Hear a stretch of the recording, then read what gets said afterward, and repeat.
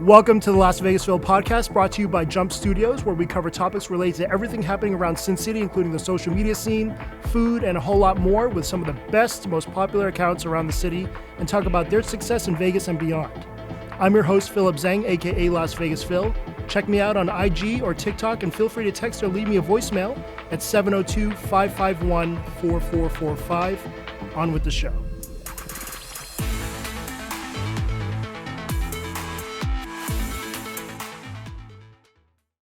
Welcome to this week's show. Really excited to have at the Las Vegas Foodie on the show. Personally, for me, Lindsay is a huge inspiration and someone I love talking to. She has a wealth of amazing information through her experiences of being one of the top accounts in Sin City. And fun fact, my TikTok audio rant about how I like my steak done, I have to totally credit her for all that. We were shooting at Amano in early 2021. I was completely lost on how to get my TikTok going. Lindsay actually advised me that I should do an audio and just let shit fly. I did that as soon as I got home with that audio in one take, and it went off for 2 million views and has been used countless times for other people's posts with some decent results. How do you get better at something like social media? You should talk to people who do it better than you. If you feel like you're the biggest fish in your sea, go find another sea, for real. Anyways, she's one of the most recognizable personalities in the Vegas foodie world, both by face and voice. Do people still say you sound like Kim K? All the time. Really? Every day. That's wild. It is wild. With over 632K on TikTok, 379K on IG, 106K subs on YouTube, and even almost 1,400 on Twitter. Let's welcome the Las Vegas Foodie, a.k.a. Lindsay Stewart. Welcome back to the show. Wow. Thank you so much, Bill. You do like the best job with intros. You just make everyone feel so special. But it's all facts. I mean, you did it all. So how are you? Good. Tired. I'm always tired. But Mom I'm life. good. Mom life. Yeah. You're repping Howard with the shirt. Yes. Krista Horton shirt. She's my favorite influencer. Just a plug for her. That's awesome. I love her. She made this, so I wear it but it's so comfy. But yeah, baby's at home. He's 2 months old, and we're still not sleeping. We're up like 3 times a night at least. Damn. But, this is what we signed up for, so. Totally. I'd also like to add that this is actually Lindsay's third time on the show. Lindsay made her first appearance back in May of 2021, and then she co-hosted a fun episode about the top 5 restaurant IG accounts in Las Vegas in August, which were both, if you go back to those are really interesting time capsule listens to where we were in food social media at the time. We were even talking about mask mandates. We were still talking about that. Oh, Yeah. I should go back and listen. Yeah, I listened to the top 5 IG one. It was pretty interesting. How's the audio on that? I think my audio was bad. Yeah, I mean, the AirPods aren't the best. That's right. But it came out great. I think a lot of people listened to it. And a lot of accounts got a lot out of it. Serial Killers, a bunch of others mentioned it. Oh, good. Cool. Wow, Yeah. Thanks so much for having me back again. 3rd time's a charm. Yes, yeah. Hopefully. So, yeah, back to mom life. You're a mama too. Mama too. Cade was just delivered maybe 3 months ago now? 2 months ago. 2 months ago. Yeah. Okay. Thank you. I remember his name. Yes. He's a nice, healthy baby. He's 17 pounds at 2 months, which is like crazy. If you see the stories, she calls him an old man. It's My really little old cute. man. Right. He does. He's got like this cute little receding hairline, and he just looks like he's like kind of grumpy, but he's super calm. He's just very chill, just like his dad. He's got that whole demeanor. He really is a great baby. I just want him to sleep at night. So Yeah. hopefully soon. Yeah, when's the ATA on babies sleeping a full night? Well, Quinn did it. Quinn will be 2 next month, October. She slept through the night at a month old. Oh, wow. So I was like, oh, this is going to be great. But I think she was just like a unicorn baby. She's just very she's so good about sleeping. Yeah. Such a sweet kid. Thanks. So I how wish are you she's- balancing all this now? You say you get up 3 times a night. Casey, your husband, is a professional poker player as well. Yes, we both have very unique careers, I'd say. I can't do it without him, that's for sure. But I have to say, it's been such it's been a struggle, but it's been a huge learning curve. It's been tough trying to figure out how to be a mom, how to have my own career, how to, be a good friend, a wife, all these things kind of in one. It's been an emotional roller coaster to say the least. But yeah, the lack of sleep is probably the biggest thing. I never really understood because, I've only been a mom for about 2 years now. I never really got it, I feel like, until you have kids, or especially the second kid. But I always think about Sammy. So Sammy's got older kids, right? Yeah. Mila is 7 and Merrick is 4. Yeah, Sammy is in Social Sammy at Social. At Social Sammy. Yeah. Thank you. And she was like, she had the kids before any of us had the kids, and she never skipped a beat. And she was just always on it and always there. And it wasn't until like recently I've been talking to her. I'm like, I don't know how you did it. Like, I don't know how you, and she's full time. She has a job. Plus she does this full time. Plus she has whatever else. And now that the kids are older, she's only getting busier. But I like have so much more respect for her because it's such a big undertaking, it really is. But I don't know. It's just such a different world. Yeah. But we're trying. Yeah, and I look at myself and I think, oh, I don't have time for this. I don't have time for that. Then I look at you or Sammy or anyone with raising multiple humans, and I'm just like, shit. I do have time. You don't realize how much time you have, like, until, Right. you know, all of a sudden kids come and I'm like, I really have no time. Like, it's like pick and choose. And I just listened to I just listened to the episode with Drew, which was aired yesterday. Great episode, by the way. I really enjoyed listening to it. But, you know, you guys were talking about all the emails from PR companies, and his reasons are different than mine. But, you know, we'll go to things like some things and some things we won't. But you really are picking and choosing like heavily now, you know, because I have a family. I've got these kids that are my main priority. So if something is just whatever, like I'm absolutely never going to go unless it's amazing, amazing content, you know? Yeah, your time is valuable, especially outside the house. I mean, Casey's looking after the kids as we speak, right? Actually, we have some help today. So Oh, nice. Thank goodness. I just got somebody to help us. She's wonderful. So a couple hours for 3 days a week has been a lifesaver mentally, I think, for both of us to have That's a little awesome. break. But yeah. And we're doing that thing tomorrow at Cosmo, which is like in the middle of the day. Yep. That was weird. I was like, I've never really thought about, you know, going to get drinks in the middle of the day. I mean, I have, but not for like work. So that's going to be fun. But yeah, that's definitely something I was like, I have to make time for this. I want to do this. Yeah, and I think it'll be a great group. So just a little inside info. Cosmo invited a few influencers and journalists to check out their new cocktail program. I think only 4 or 5 influencers. I don't think she had a very tight list Yeah. that she was allowed. Yeah. I mean, Lindsay Riggs is awesome. She is amazing. She's super cool. But I was like, how do you know who to pick? You know, she's like, you don't, she's like, I kind of go off of all of you guys. Like, she didn't really have an answer. I don't know if I should really say, I don't know, but she didn't really have an answer anyway. So she's like, I just had to choose what everyone kind of agreed on. I'm like, okay, let's go. Yeah, I think we've all had good relationships with the Cosmo. Yeah. So I think that really helped. But yeah, they're picking us up in a ride share. I plan to be completely inebriated by 4. Me too. And I somehow have scheduled other things. I don't know why. I couldn't see. schedule anything. Wait, really? What are you Schedule's going to fine. do? I want to know what I you're have to doing shoot later. I have to shoot at a restaurant, one of my clients, Big Jerk, at 9 o'clock. In the morning. No, p.m. Oh, So maybe I'll be able to get a nap in. Yeah, Or, you- I don't know. Maybe we'll continue partying and I'll just take a ride share to Big Jerk. well, what are you doing at Big Jerk at 9 p.m.? So it's a nightclub. So Oh, it's a nightclub. yeah, the new location's a nightclub. They don't close till 2 a.m. and then the head chef doesn't come in till 9 p.m. But it's the same menu that they have during the day?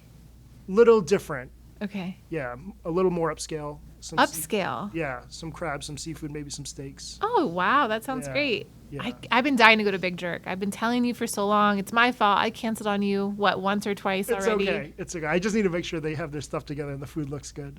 Okay. So before we let big time people in. Like you? Okay, come on. Okay. So full-time content creator, you have to space out your time because you're so busy. How do you choose with all the emails, all the DMs, all the restaurants just dying to have you in?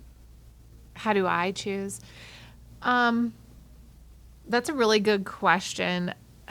I hate to say this, but I think a lot of places kind of fall through the cracks anyway, because I do want to go. There's so many places to check out here in Vegas, and it really just boils down to like where I want to go and what I want to see and capture. That's like how it. So if I get an email and they're like, it's just like a whatever thing, a lot of times I don't respond right away, and then I forget about it, and you know, that's kind of how it goes for the most part until I like think about it again, or I'm like, oh, I want to go here. And then I, will reply to the email that was 3 months ago or whatever. Right. Same. Okay. So I'm not alone, right? No. And digging through the DMs, it's No, impossible. it's impossible. Gone. Yeah. You have to email. Yeah. Because you can search that way at least. Yeah. Restaurants, please email. Please email. And I don't want to just like respond to like somebody randomly anyway through, I don't know who I'm talking to. And I don't know who I'm going to be talking to or who has my information later or whatever.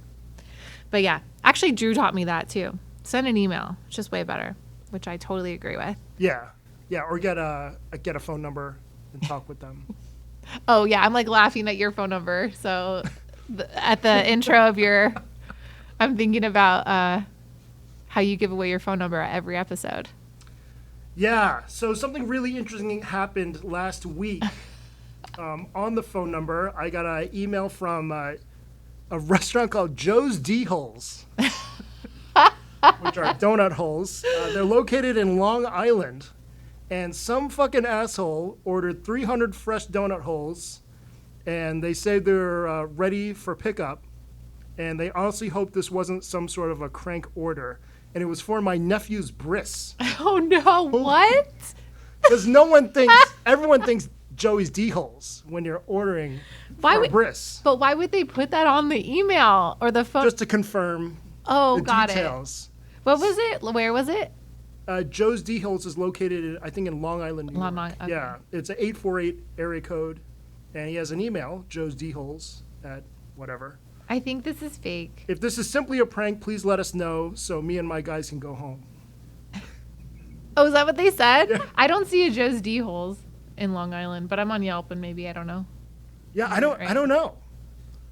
Yeah. That is funny. Nephew's bris? But like make him prepay. What the heck? It's not your fault. I don't even want to go to a bris. Who wants to watch a circumcision? I didn't realize they had a party at that thing. I guess it is a little get together, but yeah, that's 300 though.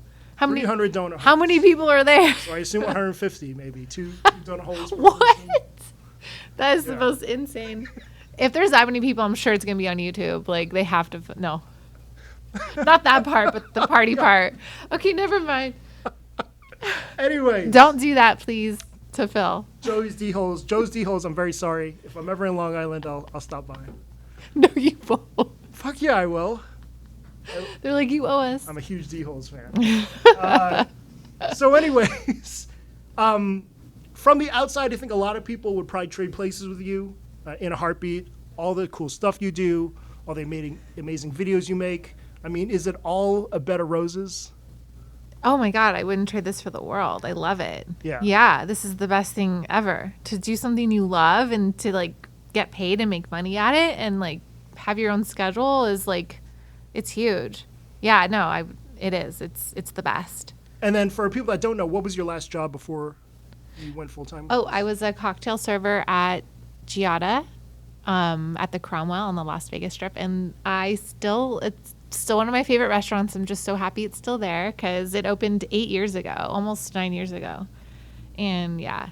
So actually, I will be doing this full time at the October 30th is 5 years. I know. I can't believe how fast that went. Like, it went by really fast. 5 years ago was like a long time ago. It was a long You were holding my churros. I was And holding your churros. that was our first time we ever met. Yep. Was that 5 years ago?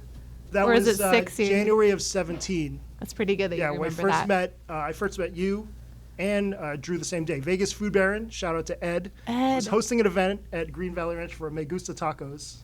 I can't believe you remember that. That's so good. Yeah. Oops. And then we're still coming up around the same time, and we had like 2K, 5K followers. And then you blew up like crazy. I mean, yeah, that pizza post picture. Yes. Giordano's. The Giordano's, yep. So I love how you're super personal in your IG stories. I think way more personal than probably To a anyone fault. else in the foodie circle. To a fault, I don't maybe. think to a fault. I think it comes off as extreme realness, and I think people really love that. But why? How did that come about? How did you make the conscious decision to go that way? Well, thank you for saying that, first of all, because it definitely was a conscious effort to try to do that. And I started more so during the pandemic. My name is the Las Vegas Foodie on Instagram. It's not my actual name. And I just decided that I wanted to try to be a little bit different and stand out a little bit more and put more of a personality, not just the same food photos, because we all were having the same kind of edits, the same look, the Snapseed edits, Right. highly saturated.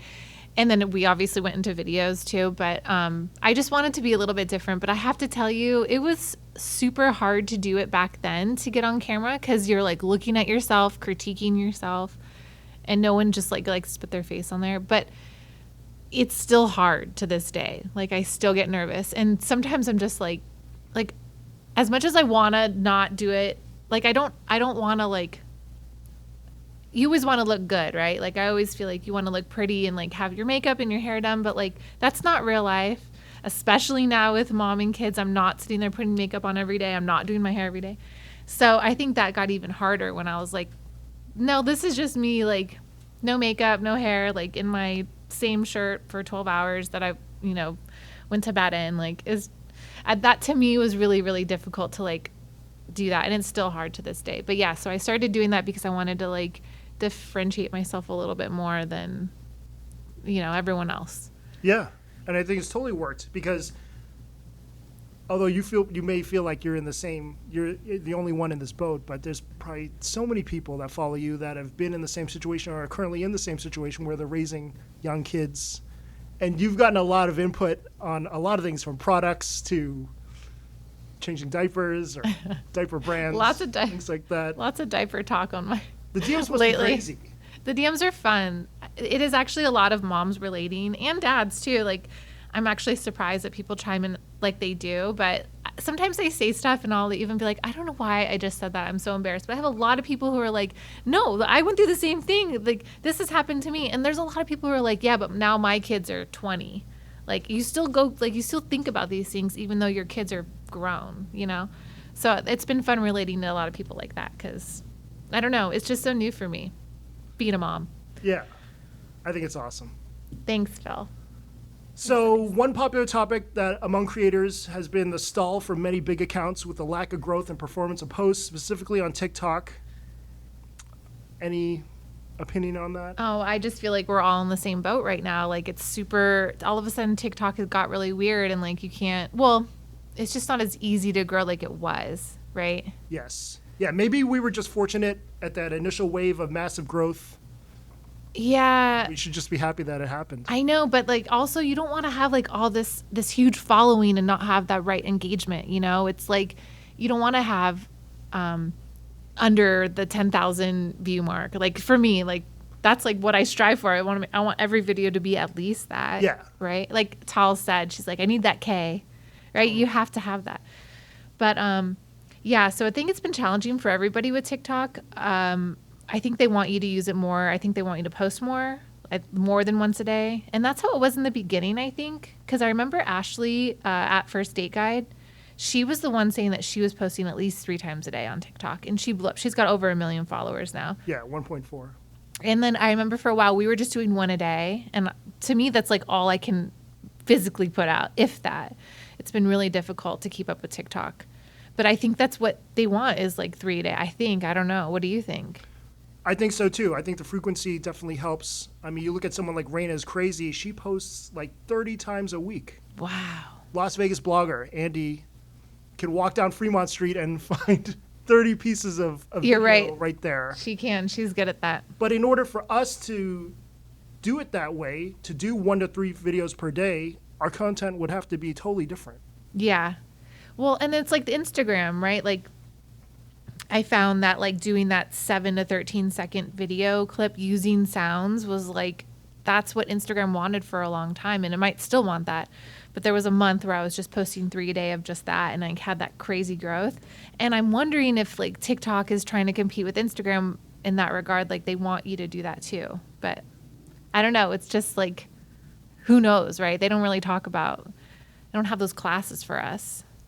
Yeah. I mean, I was kind of searching through a bunch of the TikTok, like how to improve on TikTok and things like that. There's a lot of TikTok coaches. I had no idea this was a job. Yeah, I'm sure it is. There is a lot of, people will like, go through your profile and tell you what you need to do or whatever. But I don't know if they are helping people with under a certain amount of followers or, I don't know. Yeah, I'm not sure. But going back to that first month where Reels were starting to pay for you, I mean, you went ham. Yeah. Unbelievable. 3 posts a day, sometimes more. Yeah, I did 3 a day at least. Yeah. That was fun and exhausting because I had so much content and I couldn't go anywhere. I was sick. I was on bed rest. I was pregnant, super pregnant. We were just getting ready to move. It was like the worst time ever, but I couldn't do anything. I had to sit around for like, I don't know, it was like a week of doing nothing. So I just decided just to push out all these videos, and thank God Casey took Quinn so I could like just lay there and do that. But yeah, that was nuts because it just hit, like everything kept growing because I was at such a standstill for so long. So that was nice to like grow. Is it sustainable to do 3? No. No. Impossible. It's hot. Yeah. And mentally you need a break. And same with the episode with Talls when you were talking about she takes Sundays off, right? And then you have one day where you go like you pull an all-nighter. Yeah. Is that tonight? Is that your Monday or your Tuesday night? Unfortunately, is not tonight. Okay, Yeah. good. What are those nights? Do you have a specific day? I don't have a specific day. Just okay. I look on the schedule and I try to do as many drafts till that day. Yeah, that's crazy. Yeah. Normally it's gonna be football Sunday now, so I can watch Red Zone and just do posts. Oh, nice. Yeah, so kind of a lazy Sunday, right? Totally. But yeah, you need a break. Like you definitely need like a day off at least to just like collect your thoughts and like recharge, right? So yeah, no, it's not sustainable at all. Interesting. But yeah, I think it seems like everyone just says to simply post more. So yeah, has to be it. I think I don't really embrace the trending sounds as much as others. Mentally, I feel like I've set up a wall where I think not doing a voiceover cheapens the post. I don't think so at all, especially if it's Okay. bringing business and what does it matter? Why would it cheapen it? I think you said that with Drew too on your episode with Drew, that you had said that. Yeah. So it's like sometimes our voiceovers don't have to be that elaborate, or in my opinion, sometimes they don't even work as well. Like True. it just depends. Yeah. And to me, there's so much more effort to sit there and like come up with what to say. Totally. And you're writing them down now, right? I am. Which I think is smart. And I tried to do that, but I felt like I couldn't match up what I was saying to what was showing up on the screen. Yeah, so I kind of like edit the script, or I move around the videos to fit the To fit it. voiceover, which is what I've been doing now. I'll put the voiceover down and then I'll move the whole video around That makes fit sense. the voice. But I don't know. I don't know if all this work is worth it. I gotta figure it out. You just got to keep going. It's like you can't just say this is worth it or it's not. Like I feel like we have to keep doing it and then find out what really works, right? That's the only way to go. I'm But gonna do it today. I'm gonna post the audio. you can use a random I'm audio. gonna use a random audio meme today on some lobster with butter. Well, it doesn't matter what you do. You could like make a fart noise with lobster and butter, and that's All right, going I'll off. choose that. I'll choose that. But I think, all right, if you have 2 different posts, both viral, both with say 2 million views. One's a viral audio and one's a voiceover. In my mind, the voiceover is more effective because it's more of a pitch. Well, I mean, how do you know though? I don't know. Yeah. I mean, unless we're like at the restaurant seeing if people are coming in or you're calling them, I guess you don't really know. I don't know. In fact, sometimes if I hear someone's voiceover, I'm more likely to scroll. I don't want to listen to the whole thing, like especially if I have no interest at all. And that probably should tell me something, right? Like I should tone it down on the voiceovers if I don't want to hear. But yeah, sometimes if I start to hear the hook like in the beginning isn't great, I'm just right. Yeah. Go right past it. There's too much content. It's too oversaturated, and you really need that initial 3 seconds to be a grabber. Otherwise, it's over. Otherwise, it's over. I know. And who said that? That said that hook. Tall said that. I think Talls. Damien's really good about doing that too. Damien's great with that. Mm-hmm. It almost feels like people like Damien and Jen Vegas Starfish are bulletproof. But I know. But it's all about their amazing content, I think. And again, we just take it for granted because we're just watching it. We don't know the work they put in. Well, I But mean, you put in work too. but I think you can just tell that they're Yeah. putting in all that work. Yeah, but Damien's like editing skills have gotten so much better. I feel like he really captures, like you can tell when it's his video that's rolling, even if there's no sound. You just know it's his, which I like. I think he's really good at that. And then obviously Jen, she just like is on a whole other level in my opinion. She Yeah. came out of Jen, by the way, is Vegas Starfish. Vegas Starfish, the hottest influencer in town. For sure, without a doubt. without a doubt. I mean, you guys had brunch the other day, and I saw your story. Like, you were sitting there with Wolfgang Puck, Yeah. like himself, Yeah. and then someone came up and recognized her. 5 people came up and recognized her. Did anyone say anything to him, Wolfgang Puck? Not really. Well, so Jim Gray, who's a famous sports broadcaster, was in the at the next table. So as soon as Puck was done with us, he went over to talk to Jim Gray. So no one could really bother him. Okay. But just the girls at the surrounding tables, as soon as we said that was Vegas Starfish, they all Oh, they started came going over. bananas. Oh, in my mind, they like interrupted your whole brunch. No. They just stepped okay. up, took photos, had a quick chat. After Wolfgang Puck left. I think so. Okay. I'm trying to remember. Yeah. His first name is Wolfgang? Wolfgang. Yeah, he's Austrian. Damn. Yeah. That's like impressive. I mean, like, obviously it makes sense, but that's his name, Wolfgang Puck. But like, when you really sit down and think about it and you go to shake hands and he's like, hi, I'm Wolfgang. You're like, well, It's a great name. that's a great name. Yeah. Good third child name. Lindsay. No, God, could you imagine? Wolfgang Stewart. No. I love Sorry, it. we'll leave it to the only one, Mr. Puck himself. So one thing that a lot of tips mention is showing your face in videos. And Lindsay, you do a wonderful job incorporating yourself in your videos. I was talking to Donkey very much about this the other week since he's been on a downswing as well. Sorry, Daniel. We're all there. Doing face-to-face is something we're both considering doing more of. Was it hard? So do you still find it difficult to do face-to-face? Yeah, sometimes I forget. Sometimes I forget to like actually take like put myself in it. Because for so long, me, you, Daniel, everybody, right? We were all just taking pictures of just the food and only the food and in the kitchen and all that. So yeah, it was really difficult to figure out when to put yourself on camera. And I got to be honest with you, like I don't like watching people eat.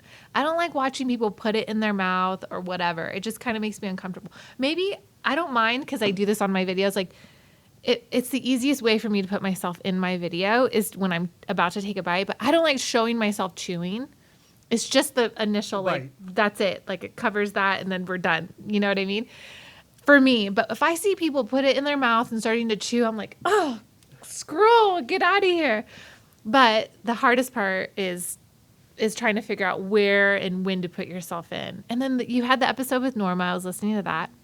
And she was seeing how she was doing some cinematic. Norma, by the way, it's Norma Jelly. Norma Jelly, yeah. Norma Jelly. And on YouTube. And she was like, I didn't have a camera person, so I wasn't going to be in that shot. And I'm thinking to myself, I'm never in the freaking shot. I'm always the camera person, but it's such a different way of thinking.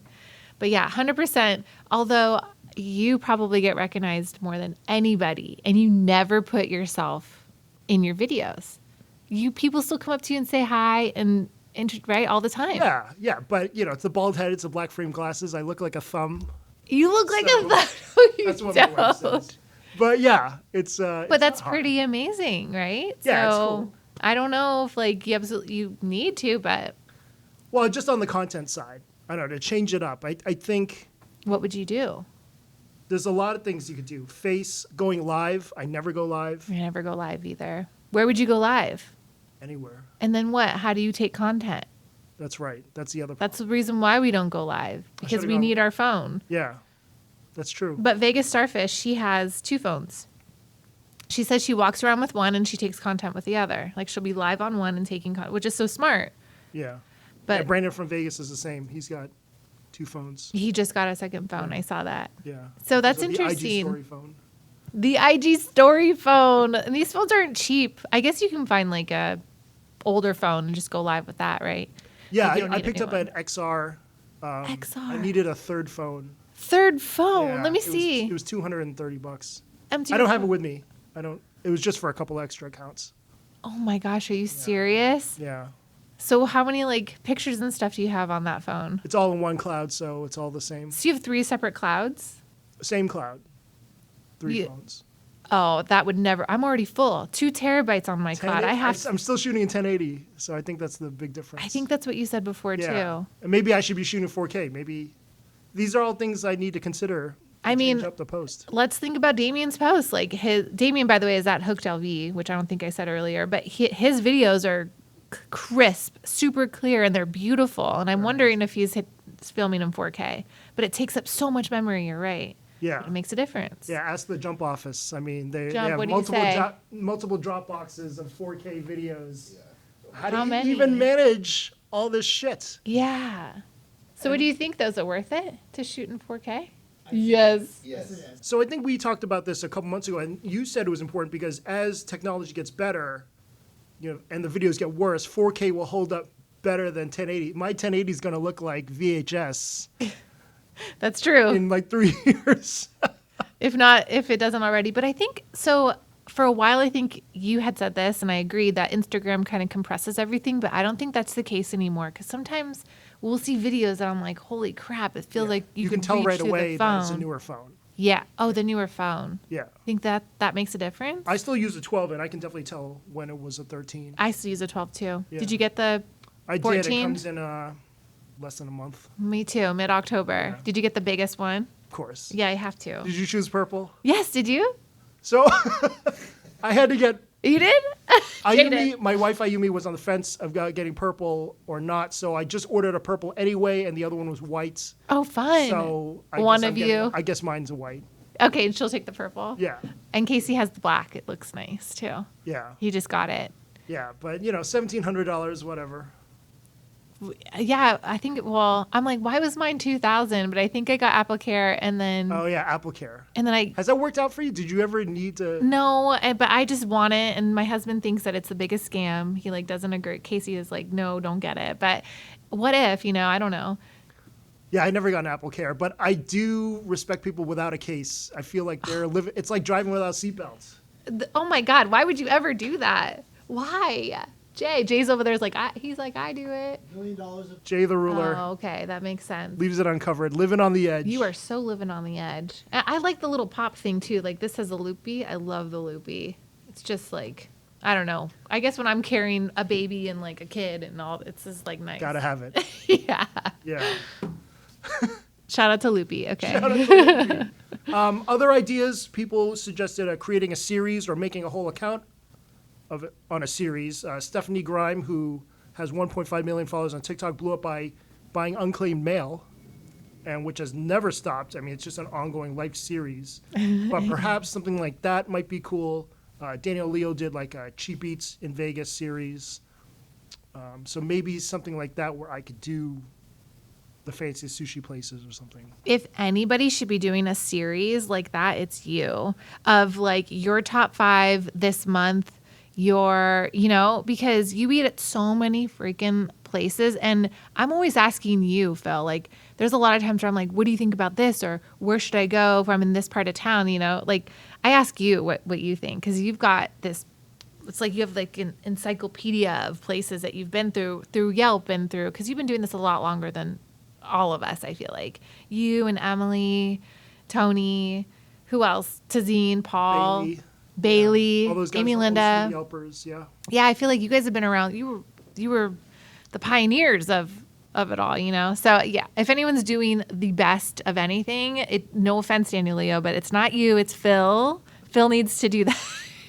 But hey, I like that Daniel Leo's doing that. I like his content because it's quick and it's short, and he definitely has like the grabs and everything. I do like that part of it because it's not like it's long drawn out or anything. But you were doing guides for a while, right? Or you only have I one have one guide? guide just because I got sick of sending out recommendations from DMs. I'm like, hey, I made a guide because I get this question a lot. Here it is. Yeah. So I followed your lead and did that too with the brunches. Yeah. Which And has been then- helpful. And then Cody made a great suggestion where she just does a top list on Yelp Oh, and shares that. and just shares that. So it breaks it down even more. So you can have top Chinese, top Korean. Oh, that's whatever. better. So you just share the whole folder with people? Yeah, I just share that page. Oh, okay. Nice. That's smart. Because I have like places to try in there for me personally, but it's not public. It's Yeah. just people tell me to go and I bookmark it, Yeah, I didn't know I should have turned my bookmarks off to private like during peak Yelp time because I would bookmark a place and then I'd see my friends there. bookmark the place too. Oh, that's like, funny. later, I'm like, oh no, we shouldn't. Yeah, if I'm like 'Cause you wanna planning go a first. vacation, or because I want to go first too. Yeah, that was a thing. Yeah. Writing the review first was definitely a thing. When was your last review written on Yelp?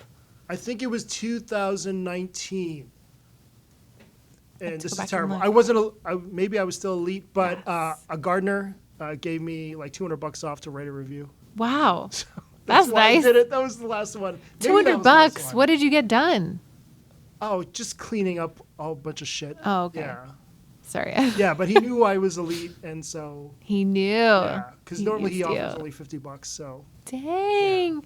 Wow, that's pretty impressive. But you're Right. still checking in because I see you. I still get check-ins. Oh. yeah, Hey, Paul. yeah. Yelp is still. I think Yelp is still important. Absolutely. Yeah, And the article that I know we're going to talk about kind of brings up Yelp a little bit too. totally. So the biggest news story in the foodie influencer world is the news piece from the LA Times, which was a great foodie article written by Jen Harris on influencer culture, specifically food. They feature several people we've all met when they've shot in Vegas. The Good with Ashley Rodriguez, aka First Date Guide, who has 1.4 million followers on TikTok and over 100K on IG. At Eat Whatever You Want, aka Ketchy. I've met her a couple times. She's come to shoot in Vegas. I don't remember where we went. Maybe Fist of Fusion or Jenga. Oh my gosh. Ages ago. Fusion. I don't think that exists anymore, No, right? Okay. no. That's where Mark Marone's place is now. Oh, the graffiti bow. Graffiti That's Bow, right. Yeah. Mhm. Yeah. And so she's better known as a micro influencer with 63K on IG. I really like her as a person, but I thought that was a very interesting choice for the feature, and perhaps not the best choice, as a few of her reels, very few of her reels break over 5K views. And previously, she was running a bot. I can safely say that. Oh, Yeah, back in 18, 19, what do you mean? inflated likes. Oh, really? For sure. Mm, Yeah, interesting. that was definitely happening. She definitely stopped with that, but she's hovering around maybe 200 to 300 at best. Likes? Yeah, but I thought it was an interesting choice for a person to feature. I think there was a lot of LA foodies they could have done instead, but anyways, that was their choice. Yeah, I wonder how they came up on that. Yeah, and then there's the bad with Antonio Malik, formerly known as Antonio Eats LA, now just at Antonio_Eats, with 428K followers, and that absolute fucking debacle, which was what he did in St. Louis to the local Chinese restaurant. Dude, he blew up from that though, it sounds like. Wait, he didn't have that many followers before. No, I think he was hovering around 300K. Yeah, so I was wondering what happened with that. That's interesting. Yeah. Okay. Yeah. Okay. So if you don't know the story about him, Yeah, so Antonio, I've met Antonio several times. When he's come to visit in Vegas, and he called me the night everything started blowing he up. called you. Called me. I was on my way home. I from would dinner, call you too, for sure. You and Paul. and he was on in a St. three-way. Louis. Yeah, he was in St. Louis explaining to me what happened, but I didn't think this was anything crazy. I was like, oh, it'll just blow over in a couple days. It was just a couple stories. No one's gonna notice. So wait, I don't understand. How did he know to call you? What went wrong? So wait, can we tell what happened? Because I don't know if people Yes. understand. Yeah, so Antonio Malik was in St. Louis. He reached out to a local Chinese restaurant asking for a $100 comp of food in exchange for a post. That restaurant declined, and he decided to go anyway, You went anyway. and basically gave a terrible review of the place. He put up 2 stories, said worst fucking dumplings ever, and a couple other things. And then the owner basically exposed him for who he was. He posted the DMs, reposted the stories, and this shit just went viral. Not only in restaurant community, but almost like an Asian hate Oh post. no. And I know Antonio, he's not a racist. He was just an idiot. A big time idiot for doing that. And for someone who manages social media and sees the DMs from accounts to collab, he should have known better. And he clearly does now. But yeah, it was a pretty bad mood and a pretty bad representation of foodie influencers, especially in LA. I got a ton of DMs from people like, hey, I know you follow this guy. Really? Yeah, so as soon as I got home, I started looking through the DMs. Hey, I know you follow this guy. You should know what a POS he is. Wait. Blah blah blah. Wow. Okay, so he called you that night. So it must have started blowing up that night. Yeah, yeah. So he was telling me people were coming to his hotel. He was getting death threats. People were going to his hotel that night? Yeah. Oh my gosh, In the how lobby, scary. they found out where he was. He was with his kids. Oh my God, that's terrifying. Yeah. was terrifying. But yeah, it was a tough situation, but I thought it was smart and good of Jen to mention that, because if you're talking about foodie influencer culture, any story at all, you need to share the good and the bad. I agree. I totally agree. Unfortunately, I remember when it all went down also, but I didn't know what was going on until somebody had said, "Did you see what was happening?" And then I had to go and I went back and read through everything. So, yeah, I thought we were over it, and then I read it again in the article. I was like, "Oh shit, she brought it up." Yeah, I mean, it made the biggest waves of the past year, probably. For but, sure. I mean, it definitely helped the restaurant a lot. Mm-hmm. They got a lot more attention, a lot more love. Mike Chen flew out to St. Louis Did to he? support the place, Wow. which is crazy. Anytime Mike Chen goes to a place and posts it on YouTube, it just goes on and on for years and years. Mm-hmm. But back to the good stuff. Yeah, let's get back to the good stuff. Good stuff. So they had talked to a Mexican restaurant where Ashley went in, blew up the place, and they did mention they paid her $1,500. Yeah, so LA Times article was saying that how it kind of works, right? When in a restaurant sort of approaches an influencer and how that business transaction goes down. But she said she can charge anywhere from in the article it says she can charge anywhere from $1,500 to $10,000 a post depending on the platform. Girl, I want to know what you're doing to charge $10,000 a post. I don't think that's true. I think 1.4 million to a corporate account. A corporate account might be, Yeah, sure, 10K. but not a local. Oh no, I think mom that's and what, pop. I kind of think that's what it meant. I don't. Oh, Yeah. okay, that makes sense. Unless you're committing maybe 6 posts for the year. Oh, sure, I guess long term. Yeah. Which I don't know why anyone would do that, because you're going to grow over time, and I don't know.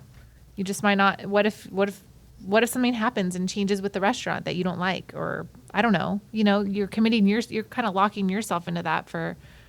It but might not work for you or me Right. or whatever. Right. But yeah, okay. So when I read that, I was like, why is she charging $10,000? Like, what's she going to do for that? But yeah, of course, like, you know, a big McDonald's, Wendy's, whatever. Absolutely.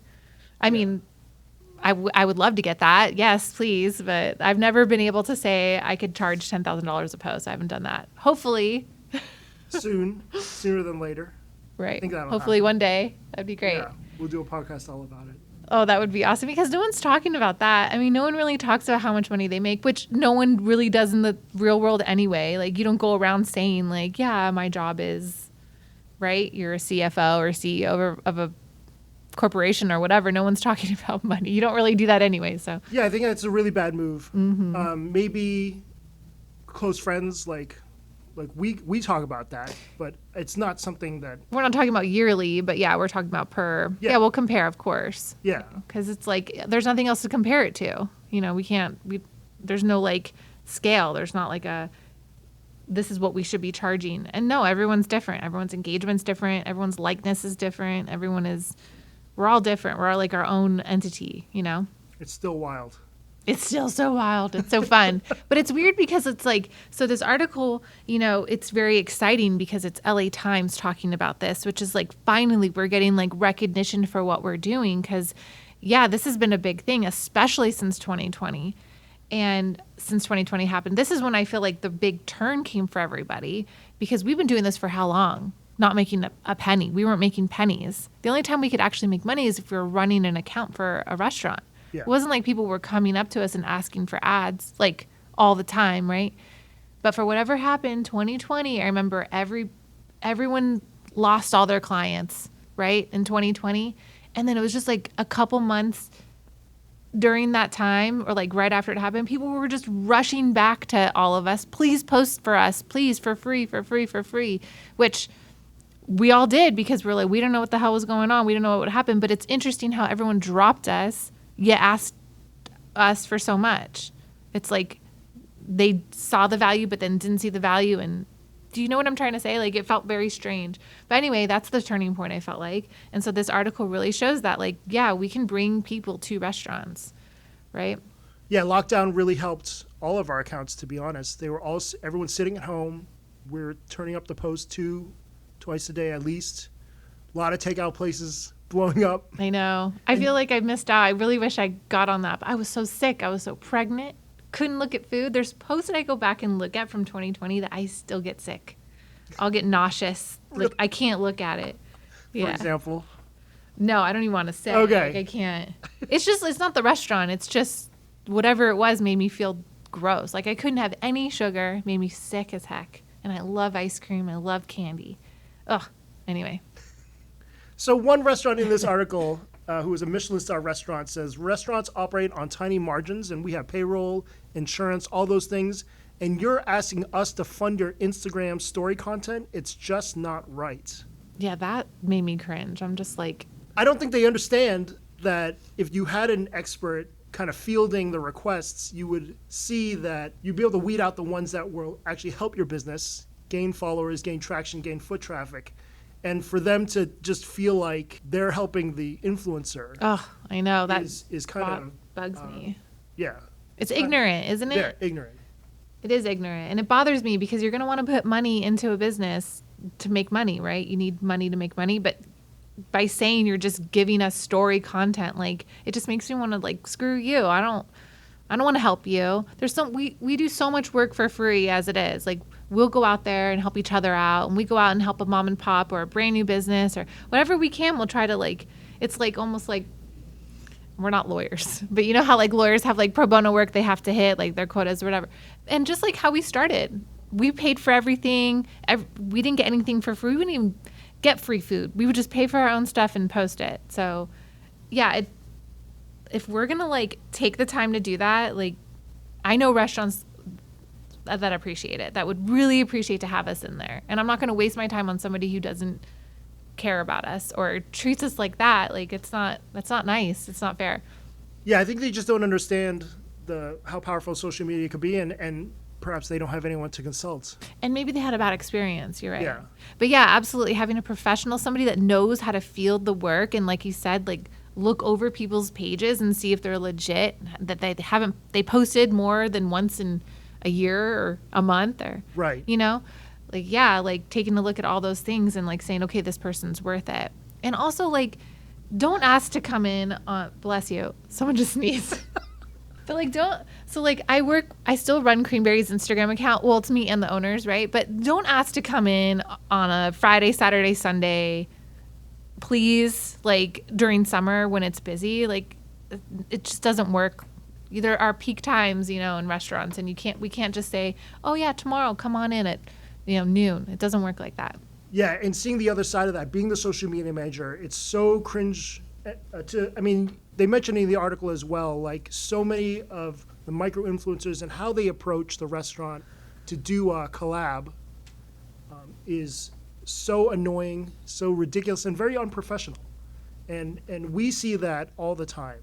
I field so many requests through my accounts, and it's just so ridiculous how they approach the accounts. Mm-hmm. And perhaps maybe that's because a lot of these people had success when they were in high school or early college, and they never graduated, never had a professional job, and didn't know how to act or how to approach someone. These guys can't even write a professional email. I know. So, and that is insane. That's actually interesting because I was listening to that with Talls, right? And she was so good. She's like, I Googled this on like how to say please and thank you. Literally, you have to do that if you don't know. Like, you have to be more professional than that. If you want to be taken seriously, then you need to be serious. Like, this isn't just, you're not just going to fuck around. Also, like, you're giving people like us a bad name. Like that restaurant, the restaurant owner is saying, I don't care about you guys. Well, there are people who do this for a living. Like, we take this very seriously. Like, this is our name. This is our reputation. Like, we're not just going to fuck around, for a lack of a better word. Yeah. We can swear on this, right? Totally. Okay, great.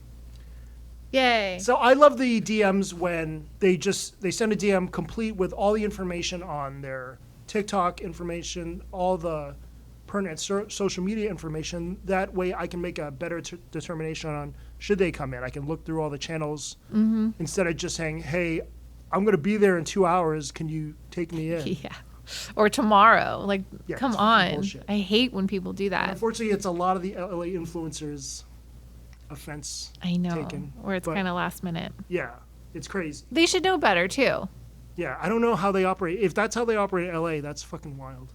I agree. Maybe it's just, but and LA's so big. But anyway, the article itself, I have to say, like, I know you give a lot of credit to Jen Harris. I don't know who she is. I personally I've never heard of her. I'm sorry, Jen, if you're listening. But Phil talks very highly of you, and he says you're very credible. So I believe that. But, working with Ashley and Paul before, obviously I know them. They're very credible. They're very professional. I love what they do. And I was a little bit uncomfortable reading it, I think. And it's not that she had mentioned Antonio wasn't any of those things. Like, I do like that she did that, but I felt like she was almost painting a picture. I think she really tried to do her research on exactly what influencers do, but obviously if you're not an influencer, you're not going to get it either. So I don't know. I just was kind of holding my breath reading it, like, oh, is she going to say something really bad? Like, is this going to take a big turn? Ultimately, it was okay, but I did feel uncomfortable. You can find it on latimes.com. I had to pay $1 for it. Right? Because I don't have a subscription, but yeah, I have Apple News on my thing, so it's on there. Oh, was on there, so I didn't know that. But happily to give them $1 it said $1 for 6 months. And Casey looks at the credit card and he's like, "Did you pay $1?" Because he's like, "Is this a scam to the LA Times?" And I was like, "No, yeah, that was me." Because sometimes they charge $1 like pending. Right. Anyway. Now you get all that insider LA Dodgers info. Yeah, exactly. We get that anyway. An accompanying article with that was when Jen did talk to a couple longtime food critics like Andy Berlin and Craig Laban from the Philadelphia Inquirer. One interesting quote was that when influencers are out there giving away content for free, it's a struggle to get paid subscribers who want to fund our journalism. But there's no substitute for good journalism. Yeah. It's just people don't really want to read anymore. I don't know what to say. It's not that it's not good journalism. People don't want to fund it. But that's what the newspaper does, right? Don't they fund it? Isn't it weird to pay $1 for 6 months of a newspaper? Yeah, it is Do they weird. even need to charge $1? A good point. That's true. Do they even need that? I don't get it either. And what the heck are they making money on? How are they making? I never understood how it all worked until I got into this too. Because it was always us against the journalists for so long. Like we'd go to these media dinners and they put all the influencers on one side and we just felt like I always felt uncomfortable that they were giving us dirty looks. Like they were like the old men and women just like, the new people angry. Like put your lights away. I'm trying to enjoy my dinner in the dark. Like, how do you know what you're eating if you can't see it anyway? And they need their flashlights for the menu anyway. Right. Okay. And it's kind of interesting, like maybe a couple years ago, I felt like almost like we were the writers again when the new TikTok accounts were coming out. Yeah. And we were like, who are they? And they were shooting it completely differently because, they're not in the kitchen. They're just like eating it. Yes. That was a huge shift too. Yeah. 100%. But yeah, that's interesting that he would say that in the article. But also that he said a lot of people are doing it for free. Isn't that our same kind of gripe? Like a lot of people are doing it for free. So we're kind of all like, we can't all be doing it for free. No one's going to make any money. Right. But they still get paid. The paper pays them. The paper pays them. Oh, yes, that's what I was saying. They get reimbursed for all their food. That's what I was saying. Like, going back when we first started, like, I didn't understand how that worked. Yeah. I'm like, well, how the hell did they get paid? Like, we're not getting paid at all, but I know that they're getting paid. Yeah. And an ad agency then reaches out to that restaurant, hey, we're going to do an article on you. Do you want to buy a quarter-page ad? Yeah, and how much are those? A lot. So much money. Yeah. Like, so expensive. Yeah. And I don't know if people are really reading these. Yeah, so don't give the holier-than-thou fucking bullshit when all this other stuff underneath is happening. Yes, thank you. We're still cheaper than a quarter-page ad in the LA Times. And I think people want to, like, see it from, like, a real person's point of view. They don't want that perfect-looking burger. They don't want that perfect-looking Big Mac on the billboard that that's not going to look like when you open the wrapper. Like, you want to see what it really looks like. And that's actually something else that I struggle with owners too sometimes, because I've gotten into situations where I'm like, I need to see it exactly how you're going to serve it, because I don't want to look like an asshole. I don't want to be like the one that is showing this double stacked whatever, and that's not how you're serving the real people. Like, that's not fair. To me, you're making me look like a dick. Like, don't do that. Totally. And you got to read through the bullshit. A lot of times being a bigger influencer, you have no idea what the authentic experience is. Well, right, because it's, and I guess that's why, and I think they talked about this in that critic article. They were like, they go in there incognito, they change their name so people don't know who they are, they pay for their food, yet the paper reimburses them. So it's like, I'm not really sure how genuine their experience is either when they're eating for free, right? Like, well, the only reason why I say that is because they say that to us, that we're getting free food and it's skewed and this and that. But yeah, when we go in and if we're working with a client, like the first thing I'm like, please make sure this is exactly how it's going to look. Like I don't want to show something that's not going to be true, right? Yeah. For them or for us. Yeah. But a lot of these writers have been around for a while. It's not like they're not going to they're going to get recognized too. The writers. Yeah. People always walks in. I mean, New York City restaurants are going to know, even though he's still paying and he's still getting reimbursed. He's still getting reimbursed. How long has he been a writer for? I had you look it up. Over 20 years. Yeah. I mean, 5-time James Beard Food Writer winner. I think he's the most important food writer in America. He can still make or break a restaurant. Absolutely. That's crazy that like one person's palate, one person can say that this is good or bad. To me, that's nuts because you know what? I don't like oysters. I try them thinking that I'm going to like them one day, and I don't like them. I like the hot sauce. I like the minuet sometimes. Minuet. The champagne. Yeah. Is it minuet? You know, but anyway, do you like oysters? I fucking love oysters. You love oysters, see? And like there's people that like just can't stand lobster, shrimp. My husband does not like seafood.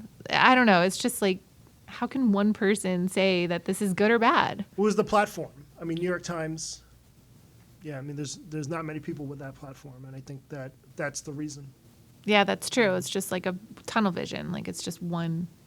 Yeah. But I guess now we're so flooded with information and so many different views and you can get 100 people to say that this is good. So it's probably good, right? Yeah, for sure. Going back to social media just a little bit, you recently hit 100K subs on YouTube. I did. 9 of your shorts went over 1 million views. Wow, you're counting. Of course, yeah. Shoku Ramen's Spicy Ramen Challenge being the biggest one with over 21 million views. Dude, that's a minute-long video with 21 million views. People stuck around. And by the way, sorry to cut you off, but in YouTube, in order to monetize, you have to have 4,000 watch hours. But shorts do not count towards that. Yeah, unfortunately. So I'm not monetized there. Same. Which is a total dream to be monetized on YouTube. Okay, sorry, keep going. When did you make the conscious effort to even start YouTube? So let's see. I remember pushing Quinn in a stroller. I feel like she was it was like February 2021 where I was super involved in Clubhouse. Oh, Clubhouse. And I still get the Still on that? notifications. I get there's probably a notification right now. I get notifications all the time. I have not been in a Clubhouse in forever, but I loved it in the beginning. I was addicted. We spent hours in there. You never came in there. I came in once. You came in later at the end of it. Yeah. I remember Paul and I would have conversations. We would start hosting rooms for hours, and we just couldn't get enough. We didn't want it to end. I'm like, I got to go have dinner. I got to do this or whatever. But Clubhouse, Lisa Wynn, who's amazing. I would talk to her and Janelle Eats, Philip Limon. He's in Hawaii. And Jessica Wu would pop in there all the time. Let's make lunch for my kids.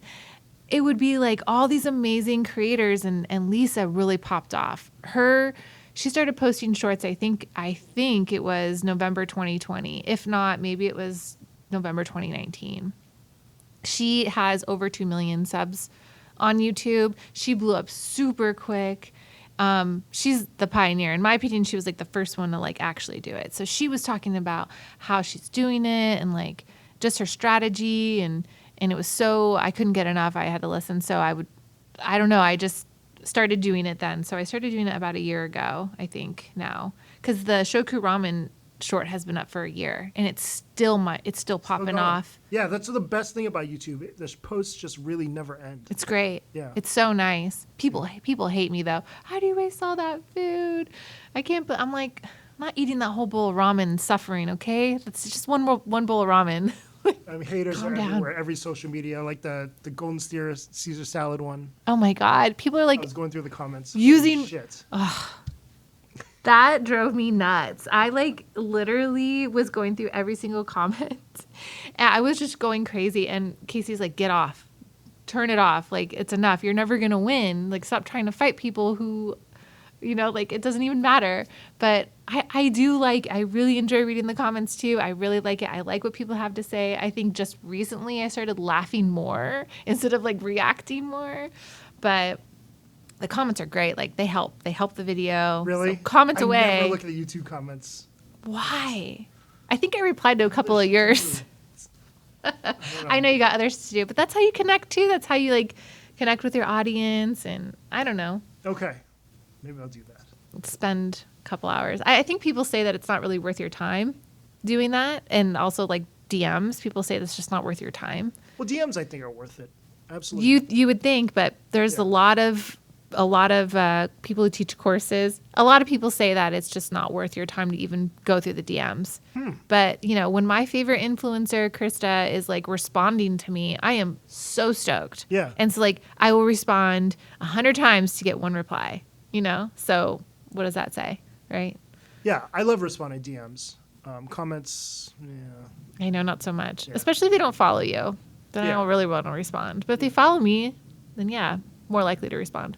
So you've also started posting some long form stuff, including the date night at Strip Steak and the Trader Joe's Hall. What else do you have planned? I have so much content with my brand new camera that I have not edited or anything. Wow.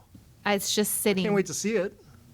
If it ever gets edited, I like don't have the time and I don't really want to. And listening to Norma talk about how it takes her 10 hours to go through Yeah, one. she goes through a lot. Yeah. Her work schedule is insane. And so it's just another thing to add. So I'm not really sure I want to. And like I said, I've got 2 memory cards already of content, but I don't know if like I'm even going to get to it. And also I could have somebody do it for me. In fact, Casey's niece, who's now my niece because we're married, she edited that steakhouse video for me. Oh, really? Yes. Oh, nice. I paid her to do that. She did such a great job. She did. That I feel like I could hire her to do that. However, I personally want to know how to do it, and I want to tackle that, and I want to do my own edits. So, but there's a point, right? It's like at some point, how long does that content sit before it gets too old and you can't do anything with it anyway? So I might as well have her do it. What do you think? Yeah, I think just initially, just to get it out there, Just let her do it. let her do it for now. And then think when so. you're ready to do it, you just do it. Yeah, that's true, right? Because eventually the kids are going to be able to like get their own cereal, right? Right? Are you getting We're Are you getting the plaque? I am getting the plaque. Okay. 'Cause I that- think. that was a thing before. Oh, yeah. So we'd said that why I couldn't get the plaque. Right. So there's actually 2 things you need to do. They don't just send you the plaque. Okay. First of all, you have to apply to be verified. So Oh. that was the problem I was having is that I went to go apply and it said you don't meet the criteria and you can't have any community violations within the last year, right? Because we had that problem. We were both uploading our TikTok and we had gotten, or I did, copyright violation. Oh, the copyright claims will Affect it. Oh. So you need to delete all of that have copyright claims on it. I know. Well, just delete them. But it's like the top one. It's the Which reason why one? the Salpe, I have like 17K followers. You have a just from that. You have a copyright? Yeah, because I use the The birthday sounds. sex song by Jeremiah. Are you kidding? I mean, just delete it when you get close 'Cause to I didn't 100K. care. I didn't care. I wasn't monetizing, so I None of us are yeah. monetizing. So it didn't matter. So not Facebook. YouTube just reached out to me and said they're gonna send me some money. Dope. So you got a bonus? A whopping $177. That's great. yeah. I had the shorts bonus too. It's a shorts bonus, right? Yeah. And I couldn't freaking do it because you have to set up your AdSense and fill. Did you do all that? You have I to like did. fill out I your did do all tax. that, yeah. Okay, good. Okay, Yeah. so anyway, you have to apply to be verified, and so if you have to, you can't have any of those community violations Okay. or the So you had copyright. To take it down. I mean, I didn't have any. Okay. I had some in Good. the beginning, but I deleted them right away. Okay. So Yeah, anyway, I have a bunch. You have okay. So Yeah. you need to delete I'm those, just Bill. violating all kinds of shit on YouTube. Terrible. Just wait till you get to closer, I guess, to 100K, and then maybe you can Maybe. delete them. I don't know. But you, since the episode with was it Talls, you had like 28, but now you have what, over 30? I have 33. That's pretty great. Like, Yeah, and not bad. since Well, thanks to you. I mean, you inspired me Steady. to start this too, that's Yeah. so nice. Yeah. You have to do the work. So good job. for sure. So we're about to wrap it up. We're going to go into some rapid fire questions. Oh no. Oh no. Let me take a drink. All right. These will all be the sound bites for the reels. Hopefully. Oh, okay, fun. Favorite supermarket? You know, it's okay, like, oh, I'm supposed to say right off the bat, right? No, you can say whatever you want. No, Oh. these aren't one word. Oh, okay. I thought it was like right away, which the first thing that came in my mind was International Market, and I've never been. So that Right would by work. here. We should go. I would love to. trip. It's I really heard you have to pay $10 a year to get in. I don't think you have a I think you get a discount. Oh, a if you have a discount. membership, but you don't. $10 a year? Yeah, something. Like That's great. Yeah. I'm happy to support that. Yeah, Yeah, after that video that Tal's posted, I'm like, I want to go there so bad. she did a great job. She did an incredible job. Like, she just hits the market so well. She knows exactly, literally, the international market. They're probably all like, "What the fuck?" There's all these new They had young to, right? people under 25 just raiding the fridge. Oh, yeah, there's probably no snacks left. Tals, thanks a lot. No, we'll give it a few more months and then go. Ayumi's favorite supermarket is Sprouts, Oh, Sprouts, yeah. Oh, I like Trader Joe's. Trader Joe's. Yeah, for sure. But you have to go to Trader Joe's and then you have to go to the regular market too, like Smith's or Albertsons.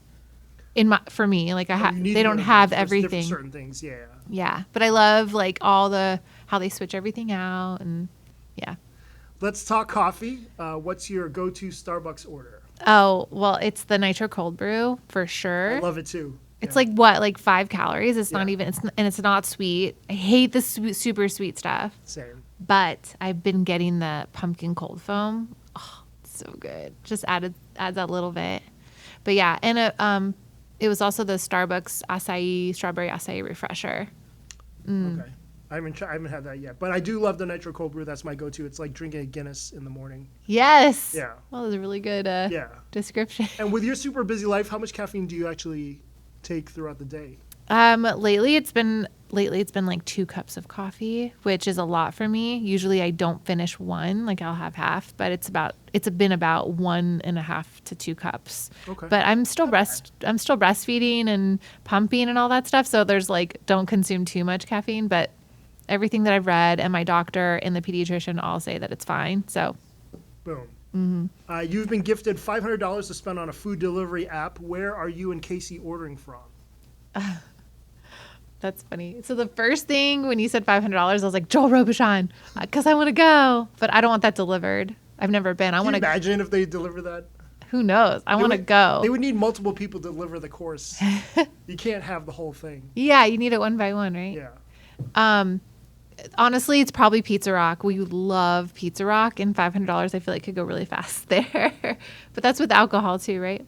Anything you want. Yeah, and I'm thinking for Casey and I, if it's just me, I'm probably going to sushi or like some kind of high-end seafood or something, Right. But he is not all about that, so. Let's go back to 2015, 2016 when you started the IG account. What would you do differently now? I would use my name. I would not use the Las Lindsay Vegas Stewart? Beauty. I would be Lindsay Stewart. Yeah, for sure. And that's the first thing I would do. Okay. Have you ever had a nickname? Hippie Shakes. That's right. That was your original IG account. That is still my nickname. Yeah, Yeah. Casey still calls me it. Really? Aww. In the influencer world, what is one thing you will never do again? Wait, hold on. My other nickname is the Cheese Queen, Yes. coined by Las Vegas Drew. He's the one that gave that to me, and I wear that title proud. That's a great name. Okay, sorry. Can you say that question again? In the influencer world, in the foodie world, all the things that you've done, what is one thing you would never do again? That is such a great question. I would never. I don't know. I don't think there's much that I would never do again. No regrets? I don't really have regrets with this. No. Okay. I wouldn't talk about dirty diapers after posting about a restaurant. But I deleted that story. Well, at least it wasn't quick. Japanese curry or something. That Oh would've been- God. I'm sorry. That's so bad. No, I don't think there's anything that I wouldn't do. There's nothing that's been too awful. I probably wouldn't sign up for OnlyFans. They had me do that. What? Yeah, they reached They- out. Yeah. What? But it's for food content. OnlyFans reached out to you, said open an account. They're doing more than just whatever the Wow. food was.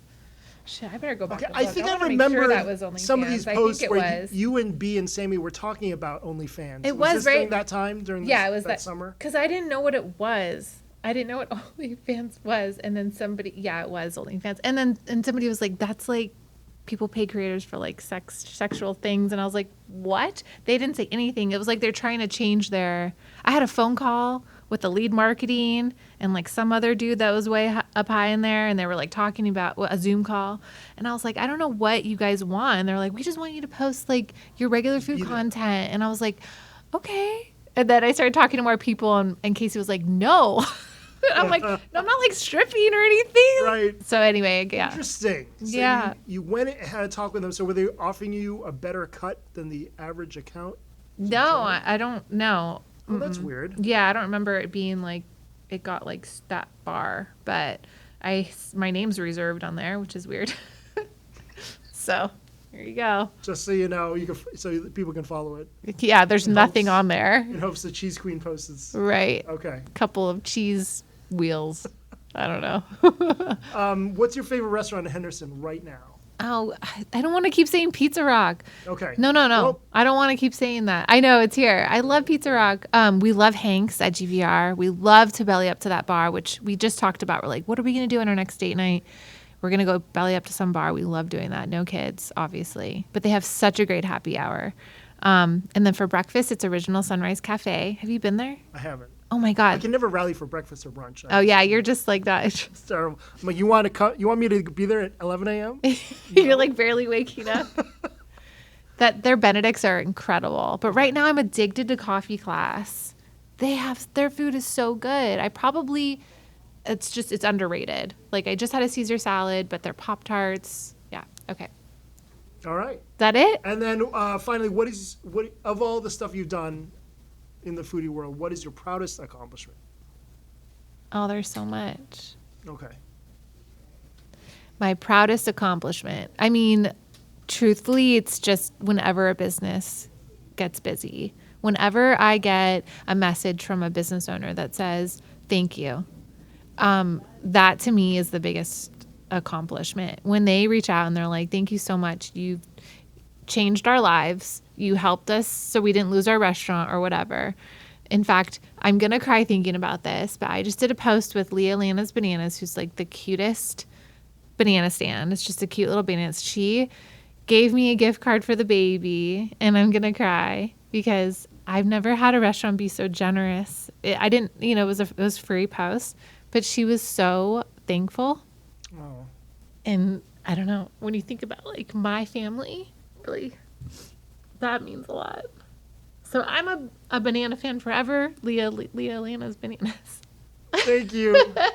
All right. Well, that's about wraps it up. What a weird way to end it. I know, Sorry. it's so weird. Sorry, but that was a This great. emotional. No, that's an awesome story. Seriously, the personal connections that we all make doing all this stuff is seriously underrated. Totally. think. But not every restaurant owner is like that. I think sometimes people just like let you go and let you be on your way. But when you think about the influencer, like my family, when you're thinking about my family like that, it changes everything. Yeah. That's awesome. Fan for life. So that. Again, that about I wraps know, it up. I know. That about wraps it up. If you don't follow Lindsay Stewart already, go follow her at all the channels at the Las Vegas Foodie, IG, TikTok, YouTube. YouTube is actually Lindsay Stewart. Oh, Lindsay Stewart. Oh, smarts. Thank you. There you go. And Thank you so much for having me, Phil. This was It's awesome. always fun. Although I feel like I'd like to have drinks with you and then talk about more. Like we could do that another time. Let's do that next time. I All like right. that. So until next time, see you later. See ya. Thanks for tuning in to the Las Vegasville podcast. For more information about me and where I've been dining recently, check out my IG and TikTok at Las Vegas Phil. Feel free to text or leave me a voicemail about anything you want, 702-551-4445. Stay tuned as a new episode of the show debuts every Monday morning.